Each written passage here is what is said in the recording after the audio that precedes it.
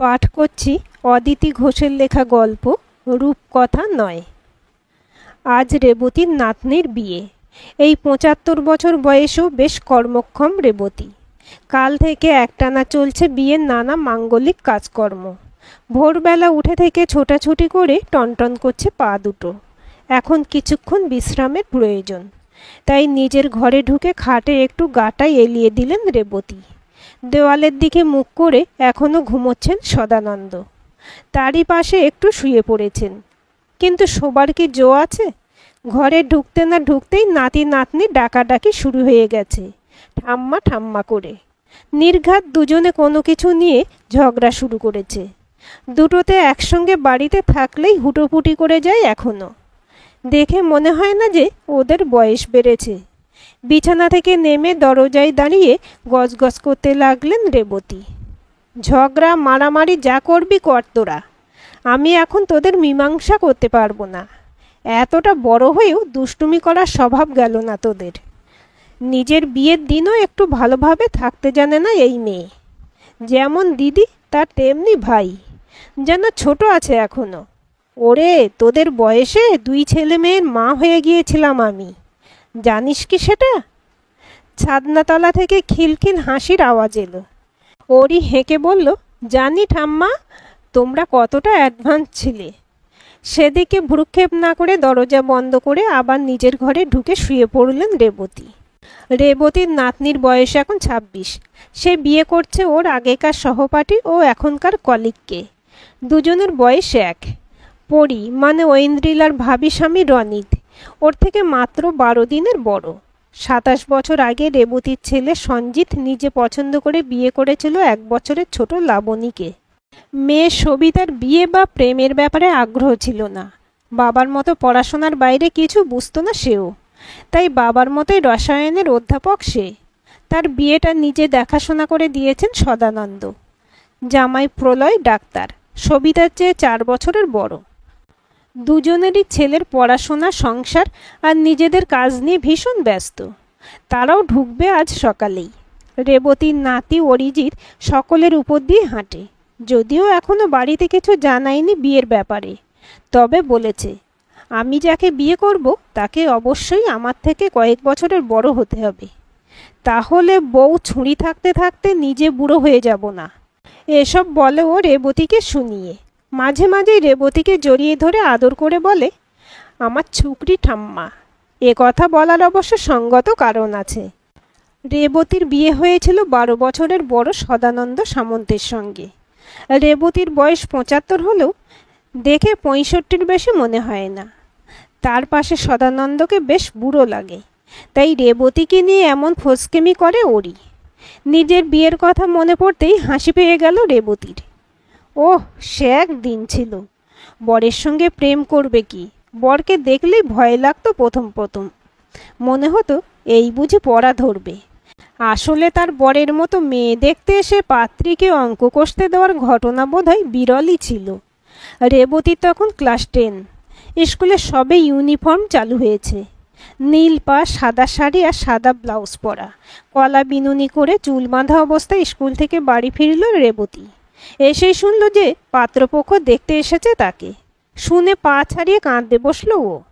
রেবতীর কোনো দাদা বা ভাই নেই, 5 বোন ওরা। 4 দিদিরই বিয়ে হয়ে গেছে অনেক আগে।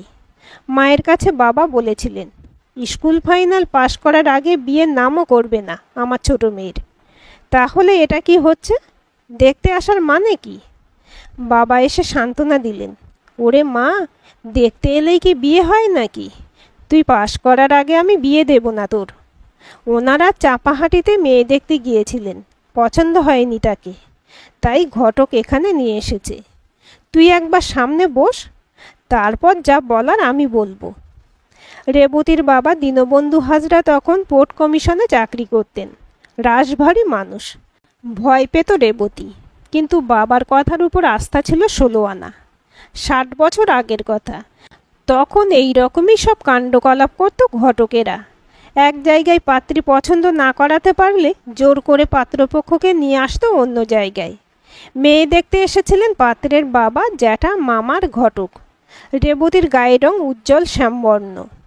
তখন এক মাথা ঢেউ খেলানো চুল ছিল, কপালটা ছিল চাঁদের মতো, আর চোখ দুটো ছিল টানা টানা। ওই স্কুলের শাড়ি পরেই মেয়ে দেখলেন তারা। রেবতীকে দেখে পছন্দ হয়ে গেল তাঁদের। বলে গেলেন যে পরের দিনই পাত্র দেখতে আসবে, কারণ ওদিন ছিল রবিবার। ছেলের মেয়েকে দেখে পছন্দ হলে পাকা কথা হয়ে থাকবে। তারপর রেবতী স্কুল ফাইনাল পাশ করার পর বিয়ে হবে। কথাটা জেনে কিছুটা শান্ত হয়েছিলেন রেবতী। ক্লাসে থার্ড গার্ল হয়ে পাশ করার ভরসা পুরোপুরি ছিল তার। তখন তার মনে হয়েছিল অন্তত একটা ডিগ্রি তো পাওয়া যাবে, তারপর যা হয় হবে। পরের দিন পাত্র আসার আগে একটা তাঁতের শাড়ি পরিয়ে রেবতীকে একটু সাজিয়ে দিল মা। বিকেল 4টের সময় পাত্র সদানন্দ সামন্ত এলেন তার জামাইবাবুকে নিয়ে। জানা গেল সদানন্দ বর্ধমানের একটা নামকরা স্কুলে রসায়নের শিক্ষক। সাধারণ শার্ট প্যান্ট পরে মেয়ে দেখতে এলো সদানন্দ। তার বয়স তখন 27, গায়ের রং ফর্সা, দোহারা চেহারা, উচ্চতা মাঝামাঝি, মাথা ভর্তি চুল, গলছে মুখ। পাত্রকে দেখতে ভালোই বলবে যে কেউ, কিন্তু রেবতীর সাজ বেকার হলো। সদানন্দ ভালো করে তাকালেন না তার দিকে। দুই একটা প্রশ্ন করার পর নিজের ব্যাগ থেকে একটা নোটবুক আর পেন বার করে রেবতীকে বলল, 2টো অঙ্ক দিচ্ছি, অঙ্ক কষে ঠিকঠাক উত্তর লিখবে, তাহলে হাতের লেখা দেখা যাবে। রাগে শরীর জ্বলছিল রেবতীর। হাতের লেখা দেখার জন্য অঙ্ক? তখন ইংলিশ মিডিয়াম স্কুলে চল ছিল না, সবই বাংলা মাধ্যম। অ্যালজেব্রা, অ্যারিথমেটিক, জিওমেট্রি কথাগুলোর মানে জানা থাকলেও পাটিগণিত, বীজগণিত, জ্যামিতি বলতো ক্লাস 10-এর স্টুডেন্টরা। রেবতীকে একটা পাটিগণিত আর একটা বীজগণিতের অঙ্ক করতে দিয়েছিল পাত্র। বীজগণিত ভালো পারে না বলেই অঙ্ক কম পেয়ে গিয়ে থার্ড হয় রেবতী, না হলে সেকেন্ড হতো। শুধু পাটিগণিত দিলে কি অসুবিধা হতো হাতের লেখা দেখতে? সব বদমাইশি। ঠাকুরকে মনে মনে ডাকলো রেবতী, ঠাকুর, এই হতচ্ছাড়া মাস্টারের সঙ্গে যেন আমার বিয়ে না হয়। পাটিগণিতের অঙ্কটা ঝট করে ফেলল রেবতী। সমস্যা হলো বীজগণিত নিয়ে। ওই অঙ্কটা ঠিক হলো না। মাস্টার মশাই রাগি রাগি মুখ করে বলল, এই বিদ্যে নিয়ে তুমি মাধ্যমিক দেবে? ডাহা ফেল করবে, কিংবা টেটুয়ে পাশ করবে। এইভাবে পাশ করেই বা কী হবে? ভীষণ কান্না পাচ্ছিল রেবতীর। মনে মনে তখনও ঠাকুরকে ডেকে চলেছিল, ঠাকুর, তুমি দেখো এর সঙ্গে বিয়েটা যেন না হয় আমার। কিন্তু ঠাকুর বোধহয় না শব্দটা শুনতে পাননি, তাই বিয়ে ফাইনাল হয়ে গেল সেদিনই। শুধু কি তাই, সেই শ্রাবণেই বিয়ের দিন ঠিক করে পাকা কথা বলে চলে গেলেন পাত্রের বাবা জ্যাঠারা। পাত্রের শর্ত শুনে খুব খুশি হলেন দীনবন্ধু। পাত্র জানিয়েছে বিয়ে হবে এখন, তবে অষ্টমঙ্গলায় এসে বাপের বাড়িতেই থাকবে রেবতী। দিরাগমনে যাবে একেবারে প্রি ইউনিভার্সিটি পরীক্ষা দেওয়ার পর। প্রত্যেক শনিবার সদানন্দ সামন্ত আসবে শ্বশুরবাড়ি, আর সোমবার সকালে গিয়ে স্কুল করবেন। এই দুদিন পড়াবে সে রেবতীকে। পড়া বন্ধ হবে না শুনে ভালো লেগেছিল রেবতীর, কিন্তু মাস্টার বর পড়াতে আসবে শুনেই রাগ ধরেছিল। পড়া না পারলেই তো বকাবকি করবে। ভালো লাগে এসব, কিন্তু করার কিছু ছিল না। মেয়ে কাছে থাকবে বিয়ের পরও শুনে খুব খুশি বাবা মা দুজনেই। 15 বছর বয়সে বিয়ে হয়ে যাওয়ার পর থেকে বাপের বাড়িতেই থাকতেন রেবতী। সদানন্দ সামন্ত প্রতি শনিবার সন্ধ্যায় শ্বশুরবাড়ি ঢুকে চা জলখাবার খেয়েই বসে পড়তেন রেবতীকে পড়াতে। তবে রাত্রে তার ঘরে রেবতীকে অ্যালাউ করতেন না। রেবতী শুধু ওর মায়ের কাছে। পাড়ার অল্প বয়সী ছেলেমেয়েরা সদানন্দকে নিয়ে নানা রকম মন্তব্য করত। রেবতীর বর এসেছে কথাটা কেউ বলতো না। কেউ বলতো রেবতীর মাস্টার মশাই এসেছে, কেউ বলতো পণ্ডিত মশাই হাজির হয়েছেন। ভারী লজ্জা করত রেবতীর এসব শুনে। তবে পাড়ার বয়োজ্যেষ্ঠরা খুব প্রশংসা করতেন সদানন্দের। বলতেন, ভাগ্য করে এমন জামাই পেয়েছে বটে দীনবন্ধু হাজরা, এরকম ছেলে লাখে একখানা মিলবে না। যাই হোক, এইভাবে মাধ্যমিক পরীক্ষা হয়ে গেল। সদানন্দ শ্বশুরমশাইয়ের কাছে নিজের আর একটা ইচ্ছের কথা জানালেন। বললেন, আপনাদের এখানে কোনো ভালো গানের মাস্টার মশাই আছে? আমি নিজে রবীন্দ্রসঙ্গীত খুব ভালোবাসি, তাই আমার ইচ্ছে রেবতী গান শিখুক, যাতে ও একটু আধটু রবীন্দ্রসঙ্গীত গাইতে পারে। আর একটা কথা, এরপর থেকে ওর গান শেখার ও পড়াশোনার সব খরচ আমি দেব, সেটা আমার ডিউটি। পরের সপ্তাহেই হারমোনিয়াম কিনে নিয়ে শ্বশুরবাড়ি এলেন সদানন্দ। শুরু হলো প্রভাত রঞ্জন বসুর কাছে রেবতীর গান শেখা। স্কুল ফাইনাল পরীক্ষায় স্কুলের মধ্যে সর্বোচ্চ নাম্বার পেয়ে সেকেন্ড ডিভিশনে পাশ করল রেবতী। সদানন্দ দেখলেন আর্টসের প্রতি বেশি আগ্রহ রেবতীর, তাই প্রি ইউনিভার্সিটিতে ভর্তি হলো রেবতী আর্টস নিয়ে। কলেজে যাওয়া শুরু করার পর থেকেই অনেকটা স্মার্টনেস এসেছে রেবতীর মধ্যে। তারপর দেখতে দেখতে 8 মাস পেরিয়ে গেছে। পরীক্ষার দেরি নেই আর বেশি, তাই পড়ার চাপ বেড়েছে। তবে এখন আর আগের মতো সদানন্দকে ভয় করে না রেবতীর। পড়ার ফাঁকে ফাঁকে একটু আধটু কথা বলে ওরা দুজনে। রেবতী জানতে পেরেছে যে সদানন্দ কেমিস্ট্রি নিয়ে এমএসসি পাশ করেছে, তারপর বিটি পড়েছে, এখন শিক্ষক হয়েছে। তবে অধ্যাপনা করার ইচ্ছে আছে তার। পড়া শেষ হতে সেদিন রেবতীর মুখের দিকে তাকিয়ে হাসতে হাসতে সদানন্দ বলল, প্রি ইউনিভার্সিটি পাশের পর তোমার তো বরাবরের জন্য শ্বশুরবাড়ি চলে যাওয়ার কথা। তুমি কি করতে চাও তারপর? তোমার কাছে দুটো অপশান রয়েছে, হয় শ্বশুরবাড়ি গিয়ে পুরোদস্তুর গৃহিণী হয়ে সংসার করা, নয়। রেবতী উৎসাহিত হয়ে বলল, নয় কি আরও পড়াশোনা করা? তুমি চাও আরও পড়তে? চাই তো, আমি কিন্তু ইতিহাস নিয়ে পড়তে চাই। বিএ বিটি পাশ করে টিচারই করতে চাই আমি। আপনি চাইলে তবেই অবশ্য সম্ভব। তুমি চাইলে অবশ্যই পড়াবো, তবে সেক্ষেত্রে পরীক্ষার পর তোমাকে 1-1.5 মাসের জন্য শ্বশুরবাড়ি গিয়ে আবার এখানে ফিরে আসতে হবে। আরও 3 বছর থাকতে হবে এখানে, কারণ আমাদের বাড়ি থেকে তোমার কলেজে যাওয়া সম্ভব নয়। তোমার বাবা মাকে বলে দেখো, আমি বললে ওনারা হয়তো আমাকে ভুল বুঝবেন। প্রস্তাবটা শুনে রেবতী দারুণ খুশি। ও বলল, বাবা মাকে আমি রাজি করাবই। সদানন্দ বলল, বেশ, তাহলে আজ আর পড়া নাই। তুমি কেমন গান শিখেছো একটা শোনাও। অবশ্যই রবীন্দ্রসঙ্গীত শোনাবে কিন্তু। 6 মাস মাত্র গান শিখেছে রেবতী, তাই এখনও গানের গলা তৈরি হয়নি। তবু গানের মাস্টারমশাইকে অনুরোধ করে 2-3টে রবীন্দ্রসঙ্গীত তুলেছে রেবতী। বরকে সেদিন প্রথম গান শোনালো রেবতী। আধেক ঘুমে নয়ন চুমে স্বপনে দিয়ে যায়, শ্রান্ত ভালে জুথির মালে পরশে মৃদুবায়। সদানন্দ খুশি হয়ে বলল, পড়ার সঙ্গে গানটাও চালিয়ে যেও তুমি, তোমার গানের গলা বেশ ভালো। রেবতীও মনে মনে খুশি হলো। না, যতটা বেরসিক ভেবেছিল বরমশাইকে ততটা নয়। বিয়ে পরীক্ষা দিয়ে যখন পার্মানেন্টলি শ্বশুরবাড়ি চলে গিয়েছিল, তখন আরও বেশি করে বুঝেছিল গম্ভীর মুখের আড়ালে কতটা রসিক সদানন্দ সামন্ত। তখন সদানন্দ কোয়েট কলেজের প্রফেসর। কলেজে যাওয়ার আগে পাট ভাঙা প্যান্ট শার্ট পরে যখন যেত সদানন্দ, রেবতী তখন ফসকেমি করে বলতো, ফিটফাট হয়ে যেতে তো হবেই, এখন তো শুধু ছেলেদের স্কুল নয়, কোয়েট কলেজ বলে কথা, কত সুন্দরী সুন্দরী ছাত্রী আছে, ম্যাডাম আছে। সদানন্দ রেবতীকে জড়িয়ে ধরে বলতো, কি আর করা যাবে, তুমি তো ঠিকই করে রেখেছ, মেয়েদের স্কুলে মাস্টারি করবে। একদিক দিয়ে অবশ্য ভালোই হবে। কোয়েড স্কুলে ছোকরা স্যারদের দেখতে দেখতে তখন এই বুড়োকে আর মনে ধরতো না। রেবতী তার আগেই আপনি থেকে তুমিতে নেমেছিল। ও হেসে বলতো, কি যে বলো, গাছে কাঁঠাল গোঁপে তেল, আর যদি হয়ও সবই তোমার জন্য। এই বুড়ো বরটা না থাকলে কলেজের গেটে পা রাখতেই পারতাম না। তবে তোমার মা বাবা আর বাড়ির মানুষেরা প্রত্যেকে খুব ভালো, তা না হলে আমার স্বপ্ন সার্থক হতো না কোনো দিন। সদানন্দ হেসে গাল বাড়িয়ে দিত, বলতো, অত গুরুগম্ভীর কথা না বলে আমার পাওনাটা তাড়াতাড়ি মিটিয়ে দাও। রিটায়ার্ড হওয়ার দিন পর্যন্ত কলেজে যাওয়ার আগে সদানন্দের এই পাওনা মেটাতে হতো রেবতীকে। গ্র্যাজুয়েশন করার পর বছরখানেকের মধ্যে স্কুলে চাকরিটা হয়ে গিয়েছিল রেবতীর। বিটি পড়েছে পরে, তাই সদানন্দ বেরিয়ে যাওয়ার মিনিট 15 পরেই স্কুলে যাওয়ার জন্য বেরিয়ে যেতে হতো ওকেও। ছেলেমেয়েরা থাকতো ঠাকুরমার দায়িত্বে। সঞ্জিত সবিতার সব ঝক্কি পোয়াতেন ওদের ঠাম্মা। সেই কথা মনে করেই নাতি নাতনির সব আবদার আজও মিটিয়ে চলেছেন রেবতী। কখনো সেভাবে বিরক্ত হন না। সদানন্দের ঘুমন্ত মুখের দিকে তাকিয়ে মুখ টিপে হাসলেন রেবতী।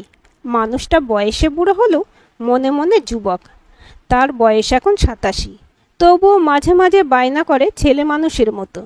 15 বছরের একেবারে অর্ডিনারি একটা মেয়েকে শিক্ষিকা করে তুলেছিলেন যে মানুষটা, তার প্রতি শ্রদ্ধা মেশানো ভালোবাসা আজও অটুট রেবতীর। হেড মিস্ট্রেস হয়ে রিটায়ার্ড হয়েছিলেন রেবতী।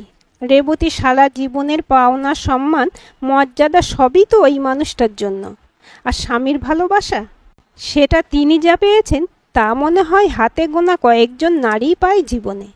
সদানন্দের ঘুমন্ত মুখের দিকে তাকিয়ে আজ হঠাৎ একটা ইচ্ছে জাগলো রেবতীর।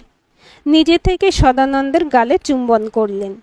সঙ্গে সঙ্গে রেবতীকে জড়িয়ে ধরলেন সদানন্দ। রেবতী বলল, আমি তো আলতো ঠোঁট ছোঁয়ালাম, এতেই ঘুম ভেঙে গেল কুম্ভকর্ণের।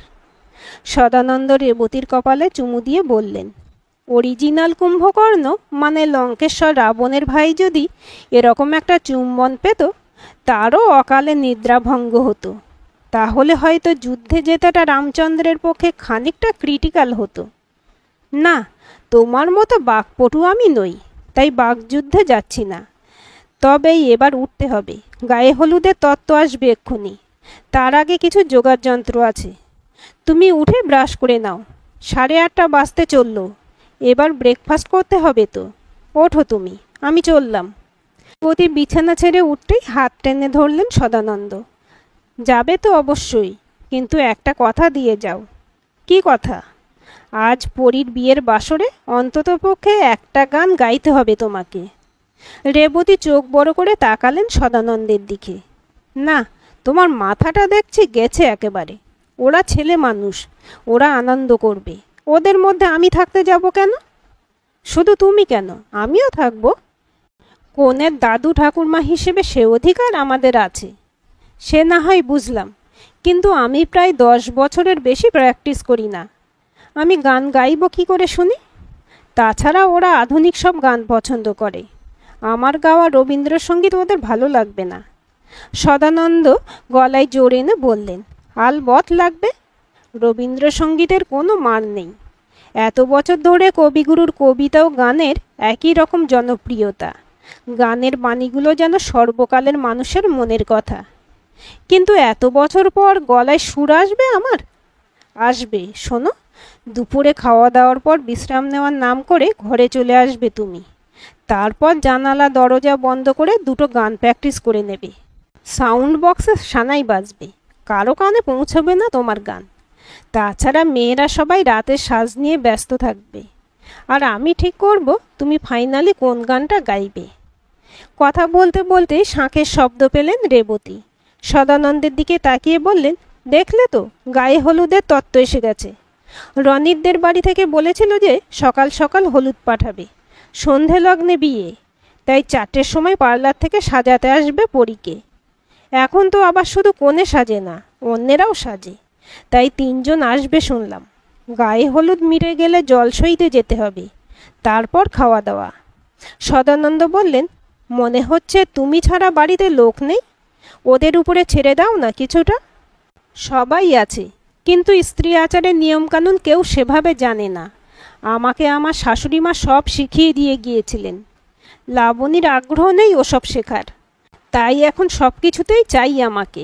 মেয়ের বিয়ে বলে কথা, তাই ঠেলায় পড়ে মা মা করে ডেকেই যাচ্ছে সারাদিন। বাইরে থেকে লাবণীর গলা শোনা গেল তৎক্ষণাৎ, ওরি তোর ঠাম্মাকে ডাক আগেই। রেবতী দরজা খুলে তাড়াতাড়ি বেরিয়ে গেলেন।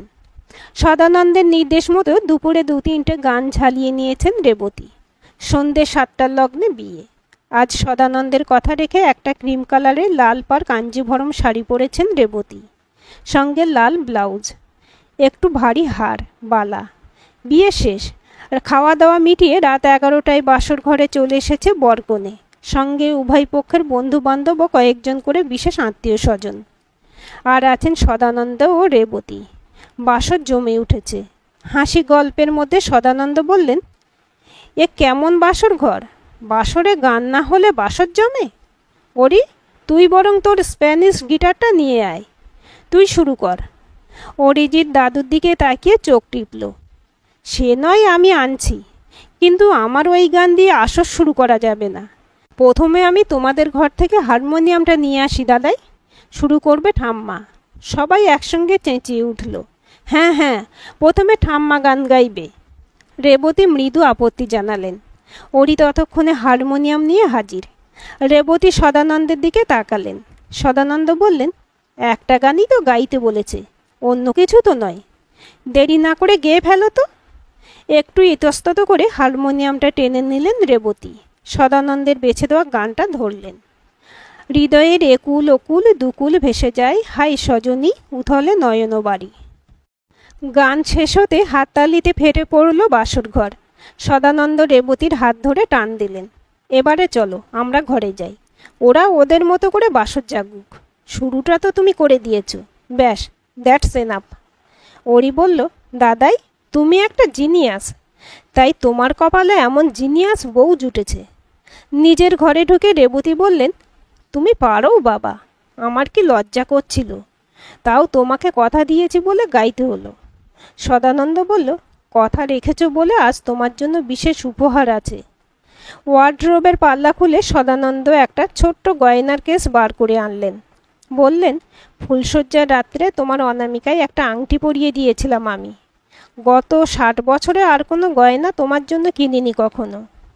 যখনই বলেছি তুমি না করেছ, বলেছ যা আছে তাই পরা হয় না, কি হবে ফালতু টাকা নষ্ট করে। কিন্তু এবার আমি নিজে সিদ্ধান্ত নিয়ে পরীর আর রনিতের জন্য হার কিনতে গিয়ে তোমার জন্য এই আংটিটা কিনেছি। তাই তোমাকে না নিয়ে একাই গিয়েছিলাম গয়না কিনতে। রেবতী হাঁ করে তাকিয়ে আছেন সদানন্দের মুখের দিকে। কেস থেকে আংটি বার করলেন সদানন্দ। এ যে সে আংটি নয়, অরিজিনাল ডায়মন্ড। এটা তুমি করেছো কি? এই বয়সে হীরের আংটি পরে ঘুরবো আমি? 60 বছর পর এটা তোমাকে দেওয়া আমার দ্বিতীয় গহনা। দাও হাতটা বাড়িয়ে। মন্ত্রমুগ্ধের মতো হাতটা বাড়িয়ে দিলেন রেবতী। তার আঙুলে আংটি পরাতে পরাতে সদানন্দ বললেন, আমার হীরের টুকরো বউয়ের জন্য এটাই যথার্থ উপহার। এটা যে হীরের আংটি কথাটা কাউকে বলার দরকার নেই। আর আমি আজ পরিয়েছি সেটাও না। আমি যতদিন বাঁচব ততদিন হাত থেকে খুলবে না এই আংটি, মনে থাকবে তো?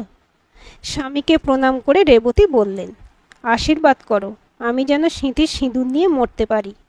সদানন্দ বললেন, এমন স্বার্থপরের মতো কথা তুমি বলো না। নিজের ভালো লাগার কথা ভাবছে শুধু, আমার কথা ভাববে না? যাই হোক, ওসব কথা আজ থাক। আজ তুমি আমাকে সেই গানটা শোনাও যেটা প্রথম দিন গেয়েছিলে। রেবতী মৃদুস্বরে গাইলেন, আধেক ঘুমে নয়ন চুমে স্বপ্ন দিয়ে যায়, শ্রান্ত ভালে জুথির মালে পরশে মৃদুবাই। গান শুনতে শুনতে ঘুমিয়ে পড়েছিলেন সদানন্দ।